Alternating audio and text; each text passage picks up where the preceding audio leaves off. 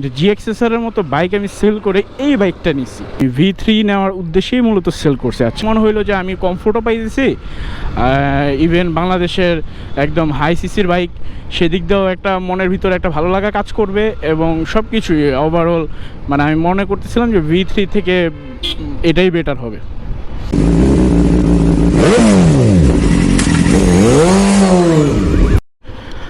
আসসালামু আলাইকুম সবাইকে, welcome to my YouTube and Facebook page Moto Sabbir.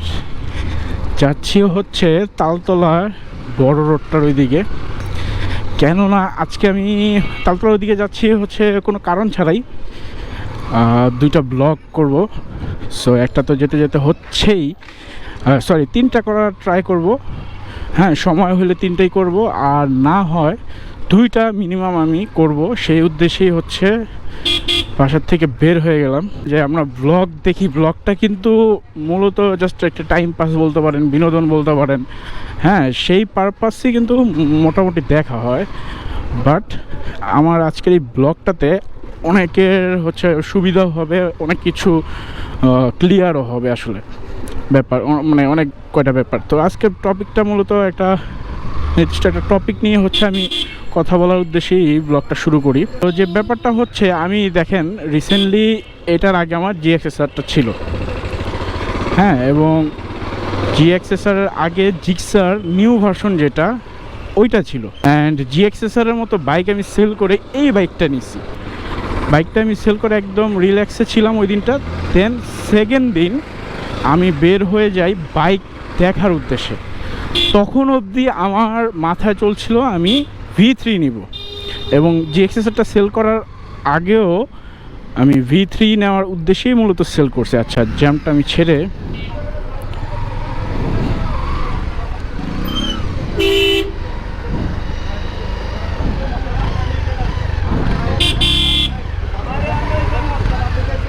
কি এক অবস্থা, রাস্তা আটকায় ঝগড়া করতেছে।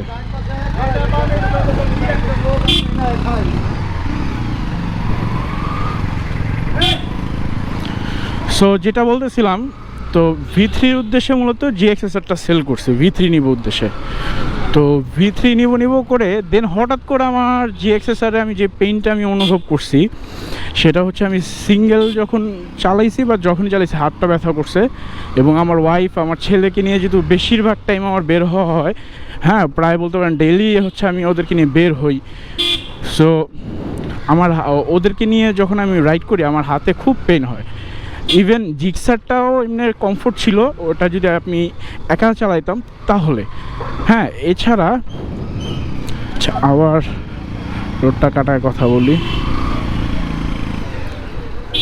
যাই বেশি ঝামেলা নাই। তো ওই জিক্সারটাতেও আমার ছেলেকে যখন আমি সামনে বসাইতাম, আমার ওয়াইফ যখন পিছনে থাকতো, তো তখন একটু লিন হইতো।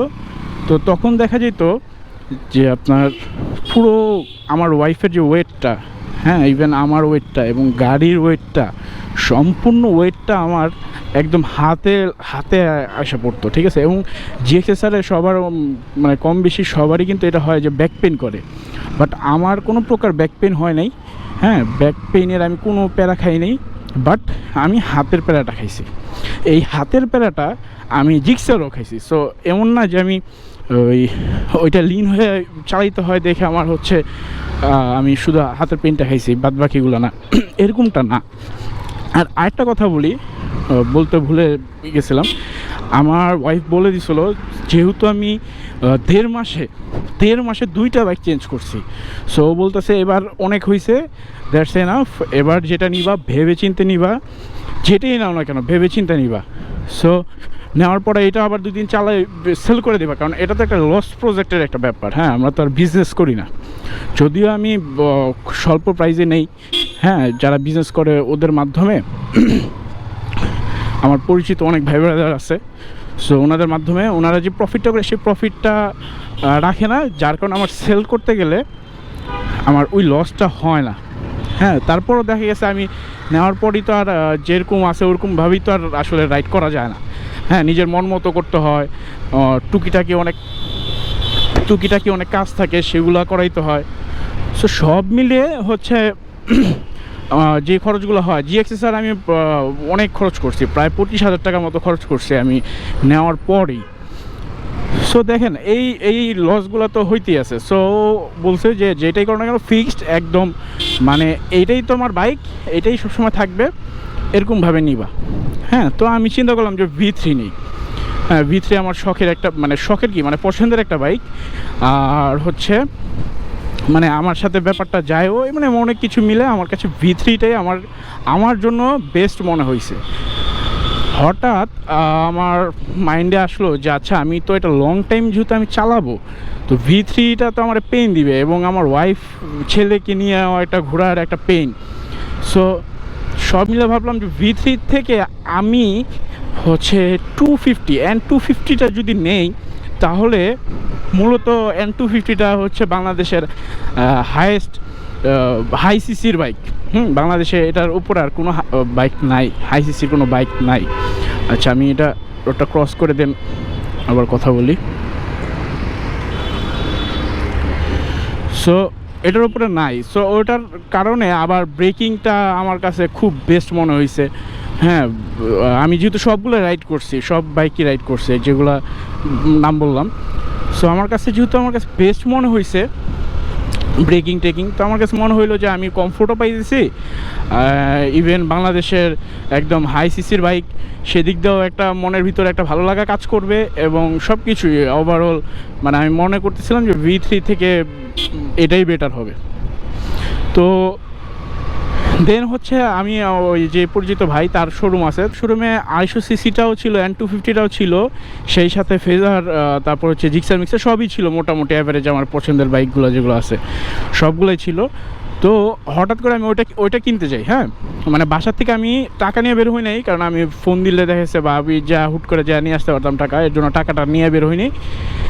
তো আর ওইটা আমি খুব কম প্রাইসে পাচ্ছিলাম, যেখানে আমরা একটা দিন সারা রাত খুঁজে, হ্যাঁ, সব পাইকারদের সব সেলারদের কাছে, যেহেতু উনি একজন সেলার, সো ওই সব কিছু দিয়ে হচ্ছে সবার সাথে কথা বলা হইতেছে আপনার, দেখতেছে যে 3 লাখের নিচে আসলে মানে একদম প্যাকেট গাড়ি যেটাতে বলে, যে একদম নিউ বললেই চলে, ওই টাইপের বাইকগুলো 3-এর নিচে পসিবল না। হ্যাঁ, অ্যাজ ইউজুয়াল 3,20,000 3,30,000 সেল করা হচ্ছে। হ্যাঁ, তো ওই বাইকগুলো দেখেছে আমি যদি ওনার মাধ্যমে নিই 3 লাখে পাচ্ছি। হ্যাঁ, 20-30 হাজার টাকা, মানে ওনারদের প্রফিট যেটা, ওটা হয়তো বা 30,000 টাকায় 5,000 টাকা প্রফিট করবে। হ্যাঁ, তো এই ব্যাপারটা মানে একটু কমে পাচ্ছিলাম। সো যাই হোক, মূল কথায় আসি। দেন হচ্ছে আমি সকালবেলা বের হই 250টার উদ্দেশ্যে, যেহেতু তার শোরুমে ছিল এবং তার কমে কেউ দিতে পারতেছিল না। তো এই উদ্দেশ্য হচ্ছে আমি N250টা নেওয়ার উদ্দেশ্য হচ্ছে আমি বাসা থেকে বের হই। তো ওইখানে যাওয়ার পর আবার আমার মাইন্ডটা ঘুরলো যে আমি আবার ভাবি। হ্যাঁ, কারণ আসলে সরি, আমার ওয়াইফকে হচ্ছে ভিডিও কলে দেখায় আমি বাইকটা। হ্যাঁ, সরি, এখানে একটা মিস্টেক হয়েছে। তো ও বলতেছে তোমার তো হচ্ছে কিটালা বাইক পছন্দ, মানে একটু বড় সড়ো বাইক পছন্দ তোমার, সো এটাতে কিট নাই, তুমি কি অ্যাডজাস্ট করতে পারবা? কারণ ও তো আমার হ্যাবিটটা জানে। হ্যাঁ, দেখা গেছে নিলাম, নেওয়ার পরে বললাম যে না, সবই ঠিক আছে, এটা সবই পারফেক্ট, বাট আমার এটা কেমন ছোট ছোট লাগে। তো ভাবলাম যে না, কথাটা খারাপ বলেন, একটু ভাইবা দেখি। তো ওই মুহূর্তে ওটা বলছি হ্যাঁ সমস্যা নাই, আমি অ্যাডজাস্ট করতে পারবো। তো যেহেতু হায়ার সিসি একটা বাইক, বাংলাদেশের টপ সিসি, মানে এটার উপর আর কোনো বাইক নাই বলা যেতে পারে, এবং বাইকটাতে যথেষ্ট কমফোর্ট সবই আছে, ব্রেকিং টেকিং সব আছে, সব দিক দিয়ে পারফেক্ট। ওই যে আমি হচ্ছে একটা ভাবার টাইমটা পাই, হ্যাঁ, ওই টাইমটাতে হুট করে আমার একটা ফ্রেন্ডের কথা মাথায় চলে আসে। ফ্রেন্ড, আমি যখন GXSR নিয়েছি তখনও আমার বলছে যে বন্ধু, বাইকটা খুবই জোস একটা বাইক, আমার পছন্দের একটা বাইক, তবে তুমি যে বাইকটা নিছো তোমার তো ফ্যামিলি আছে, তোমার চালাইতে কষ্ট হবে।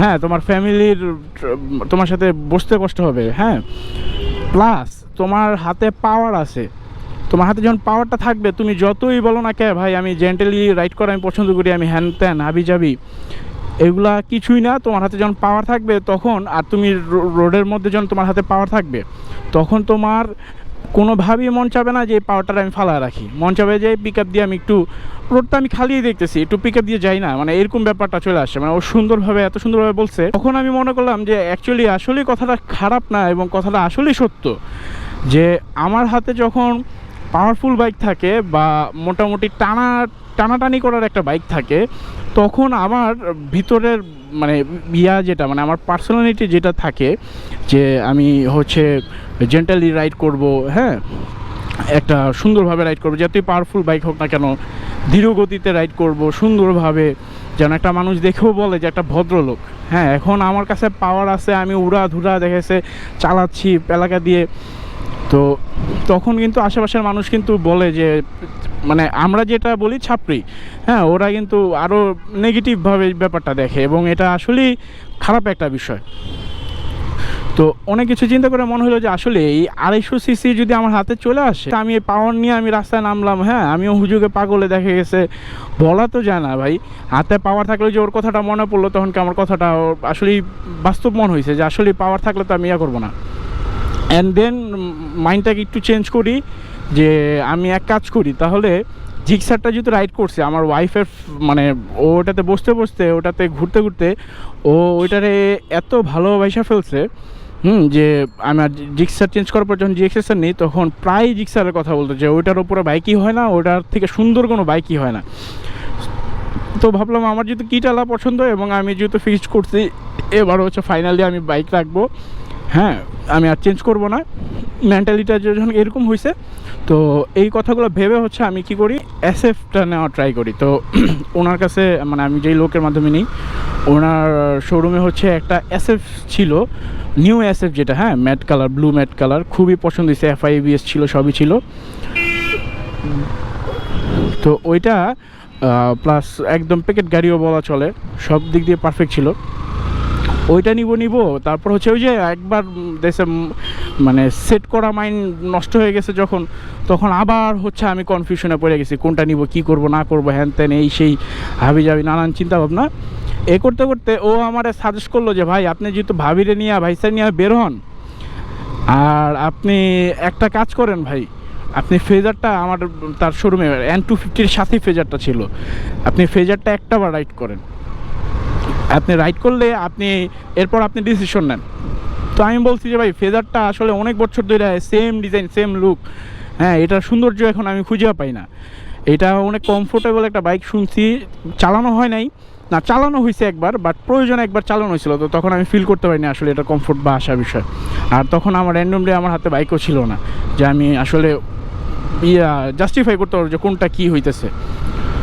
তো যাই হোক ওইটা চালালাম, চালানোর পরে আমি দেখলাম যে আমার হাতে পেইন একেবারেই হয় না, একেবারে হয় না কি মানে 0% হয়ে গেছে। মানে আমি এত রাফভাবে এটাতে আমি ইউজ করে ট্রাই করলাম এবং এত চিপা চাপা এত জ্যাম দিয়ে আমি মানে চেষ্টা করলাম যে আমার হাতটা যেন ব্যথা হোক, কোনোভাবেই আমার হাতটা ব্যথা হয় নাই এবং এটার কমফোর্টনেস ভাই আমার মুগ্ধ করে ফেলছে।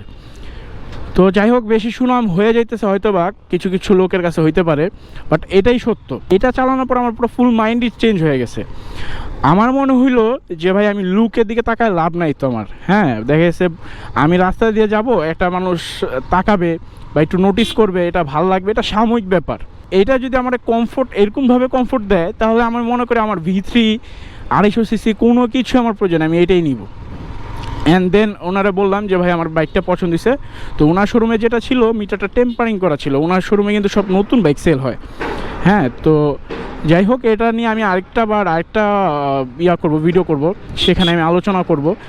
তো ওদের সেলের মানে আপনারা যে সেকেন্ড হ্যান্ড শোরুম থেকে আমরা বাইক কিনি, হ্যাঁ, ওদের সব ডিটেলসটা আমি একটু তুলে ধরার চেষ্টা করবো। আমরা অনেক সময় প্রতারিত হই যে আপনার ওনার তো সব নিউ কন্ডিশন বাইক, সব তো একদম ফ্রেশ কন্ডিশন বাইক ছাড়া সেল করে না, টেম্পারিং হয় না, দামও বেশি রাখে, সো আমি এখান থেকে নিই, ওইখান থেকে আপনি ঠকে যেতে পারেন। সো এইটা নিয়ে একটা ভিডিও করব। তো আপাতত মূল টপিক আসি। দেন হচ্ছে উনি একটা জায়গায় যোগাযোগ করে, ওইখানে হচ্ছে যে এই বাইকটা পায়, এই বাইকটা এখনও কোনো কিছুই করা হয় নাই, জাস্ট উনি আরেক জায়গা থেকে নিয়ে আসছে কালেক্ট করে, বললো যে ভাই আপনি তাহলে ওই বাইকটা দেখে আসেন কন্ডিশনটা কেমন। 10,000 চলছে লিগাল, বাট আমার কাছে যেটা এটা 25,000 চলা, মিটারে করা আছে 11,000। কেউ দেখা বুঝতে পারবে না, বা কারো এক কথা যদি বলি যে কারো কোনো ক্ষমতাই নেই যে ওইটারে মানে বের করা যে এটা আপনার 25,000 কিলো চলা। গাড়িটা এমনভাবে আসলে রাখা, এটা দেখতে যাই, দেখার পরে এটা আমার কাছে সব কিছু পারফেক্ট মনে হইলো। নতুন কন্ডিশন আছে, কন্ডিশন সব কিছুই ভালো লাগলো এবং আমার মনে হলো যেহেতু আমি এটা লং টাইম ইউজ করব এই মেন্টালিটিতে আমি নিতেছি। সো এটার সব কিছু মানে একদম প্যাকেট গাড়ি বলে চলতে পারে, হ্যাঁ, কালার টালার সব কিছু প্যাকেটই আছে। তো দেন হচ্ছে আমি এই বাইকটা নিয়ে নিই আল্লাহর রহমতে, আল্লাহ ভাগ্যে লিখে রাখছে। এটা চালানোর পর আমার দেখেন কি কয়েকটা ব্যাপার আমি বলি। এটা চালানোর পর এটাকে আমার প্রেশার দিতে মন চায় না। জিক্সার বাইকটা বলেন, জিক্সারে আমি প্রেশার দিছি, এটা রেডি পিক আপ কম, হ্যাঁ, না মানে অনেক ব্যাপার আছে যেগুলো আমার পছন্দের বাইরে, এটার আমি পছন্দ না করার কথা, হ্যাঁ, যেমন এটা লুকসটা আমার মানে আমার মন মতো না, তো আমি এগুলোর দিকে আমি তাকাই না, হ্যাঁ। তো আমি জানি যে এটা লুকসের দিকে তাকালে লুকস খারাপ যে বলবো সেটা না, লুকস যথেষ্ট ভালো, বাট আসলে পুরান হয়ে গেছে ব্যাপারটা, বুঝছেন, দেখতে দেখতে আসলে তিতা ব্যাপারটা চলে আসছে। যেমন হচ্ছে গত রাত আমার ওয়াইফকে নিয়ে বের হই জাস্ট এলাকা দিয়ে ঘোরার জন্য। দেখেন ব্যাপারগুলো দেখেন, আমি যে ওদেরকে আমার ছেলেকে সামনে নিয়েছি, আমার ওয়াইফকে পিছিয়ে নিয়েছি, একটা ফোটো আমার মনে হয় না যে আমার বাইকে কোনো ওয়েট আছে। আমি একদম স্মুথলি রাইড করতেছি এবং আমার ওয়াইফেরও একটাবারও মনে হয় নাই যে ওর কোনো জায়গায় কোনো পেইন হচ্ছে বা মানে আসে না যে অন্য সব জিক্সার বাইকটা তো একটা পা ব্যথা হয়ে যাওয়া এটা সেটা, কোনো কিছুই নাই। এবং মানে ও খুবই খুবই পছন্দ করছে বাইকটা, মানে খুবই কমফোর্ট ওর জন্য, আমার জন্য হয়েছে।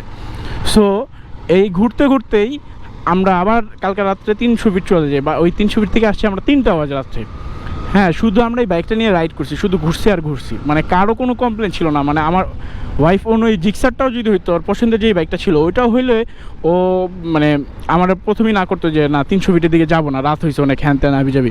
কিন্তু এই বাইকটা তো বসে এত মজা পাইছে যে আমি 300 ফিট যখন যেতে বলছি ও একটা বারের জন্য না করে। বাইকে প্রেফার করবো আপনারা এই যে সব স্পোর্টস বাইক কিনলেই আসলে মেন্টালিটি চেঞ্জ হয়ে যাবে, টানাটানির মন চাবে, হ্যাঁ, যত জেন্টালি আপনি পছন্দ করেন না কেন, যত জেন্টলম্যান হন না কেন, হ্যাঁ, তো আপনারা এরকম টাইপের একটা বাইক কিনেন, এই বাইকটাই কিনেন, জাস্ট অনেক মজা পাবেন, অনেক মজা পাবেন।